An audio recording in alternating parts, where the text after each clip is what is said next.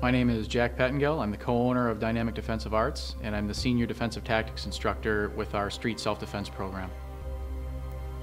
Well, Dynamic Defensive Arts, the name didn't happen overnight. We actually put a lot of thought into it.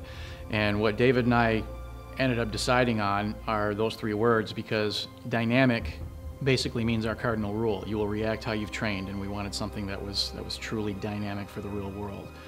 Defensive is obvious. This isn't anything that's going to be designed for anything but self-defense and self-defense training, so there's defensive. And the art is kind of a double entendre. That's our throwback to martial arts, as well as sometimes the old analogy, it's more art than science, definitely comes into play, because all of our students come in here different sizes and shapes. Some of them can't make certain movements, and all of those techniques are tailored to the movements that they can make, hence Dynamic Defensive Arts.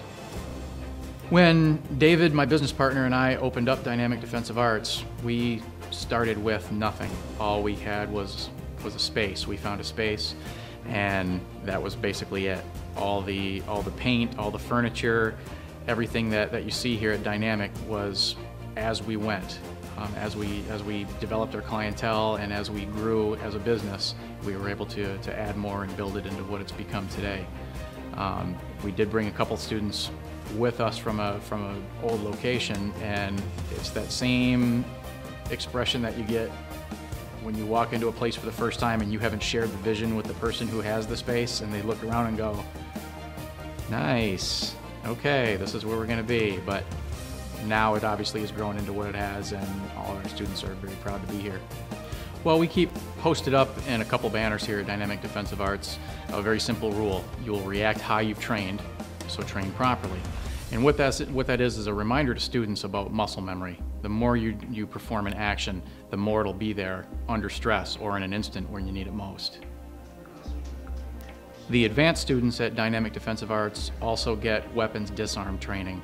So unfortunately, there are people out in the world that do carry weapons, and we break them down into three categories: guns, knives, and clubs, just to keep it simple.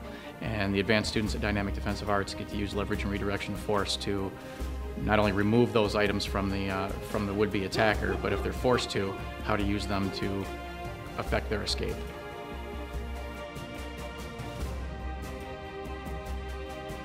The improvised weapons training that we do at Dynamic Defensive Arts, I have divided into the big four. Pens, keys, cell phones are things that we've all got on us. They're everyday items that we have. And then a fourth one that I kind of keep in parentheses is flashlight training, something that I encourage everybody to carry, because flashlights are getting small enough and they're powerful enough now that they can be an item of distance, shining the light into the eyes of the attacker, or if you're forced to, it can be a weapon of close proximity. You can use it to strike your attacker and also get out of that situation.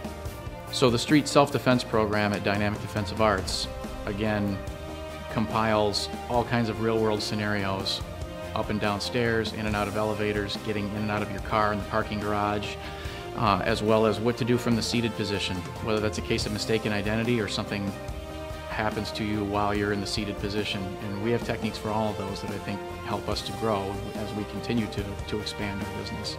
And what that boils down to is at Dynamic Defensive Arts, we don't do helpless.